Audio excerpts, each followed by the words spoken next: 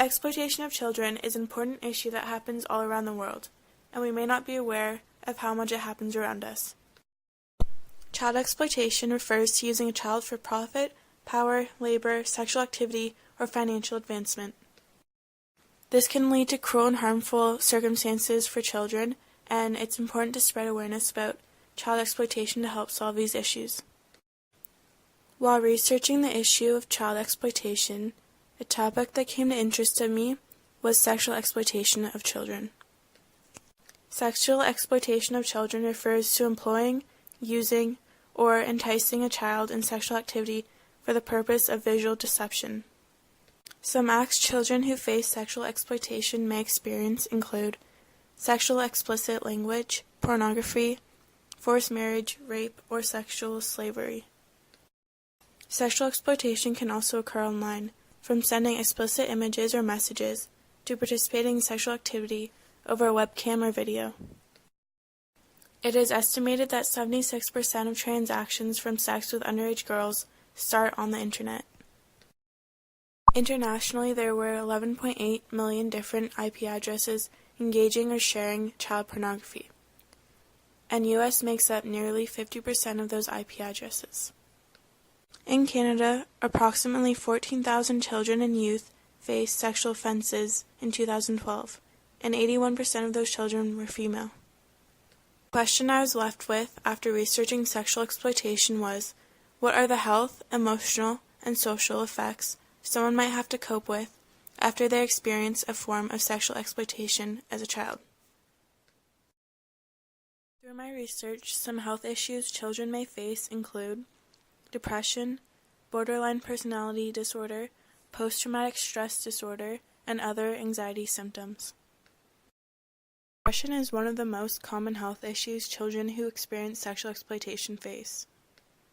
The victim may also self-harm because they may feel that it is a way to express hidden feelings, a way to express anger, a distraction, self-punishment, or a feeling of control. To continue, there is a link between child sexual abuse and borderline personality disorder. Borderline personality disorder is a mental health disorder that impacts the way you think and feel about yourself and others. Victims face extreme emotions and impulsiveness. In addition, post-traumatic stress disorder, or PTSD, is another common effect of sexual exploitation. It can cause victims to become anxious, stressed, and let the traumatic event run over and over again inside their head. Lastly, as many of these victims are forced into sexual activity, there's a higher chance that they will catch a sexually transmitted disease. Now I'm going to be looking at the social effects someone who has experienced sexual exploitation as a child may have to cope with. Firstly, children with a history of sexual abuse significantly increase their chance of dropping out of school. 26% of 7 to 12-year-olds with a history of sexual abuse reported that their grades dropped right after they were abused, and 48% of them had below average grades. These children are also more likely to become addicted to drugs or alcohol for two reasons. They may have been exposed to it when they were abused, or they may find it as a way to cope with their emotions. Adult survivors of child sexual exploitation are also more likely to become involved in crime. This is likely due to the higher risk of substance abuse problems. Victims may also face avoidance, meaning they might avoid people, places, or situations that may cause them to bring back memories.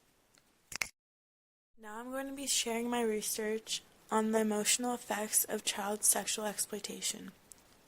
Child sexual exploitation can leave children with serious, long-term emotional effects. Children who have faced sexual exploitation may later present behavioral problems, including emotional instability, depression, and aggressiveness, or violence with others. It is also not rare for the child to deny or defend the abuser for two main reasons.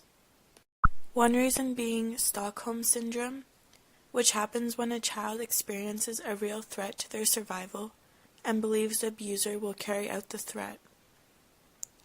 Then subconsciously, they develop an emotional bonding with their abuser. The next reason is betrayal trauma theory, which happens when a victim is dependent on their abuser. The victim will remain unaware of the abuse in order to maintain their relationship with the abuser. The next effect is flashbacks, which can be triggered by ordinary occurrences. The flashbacks may cause the person to lose touch of reality and believe that the incident is happening all over again. Some children may also turn to alcohol or drugs to help relieve their emotions. When compared to non-victims, rape survivors are 3.4 times more likely to use marijuana and 6 times more likely to use cocaine. Thank you for listening to my research on child sexual exploitation and the effects that come with it.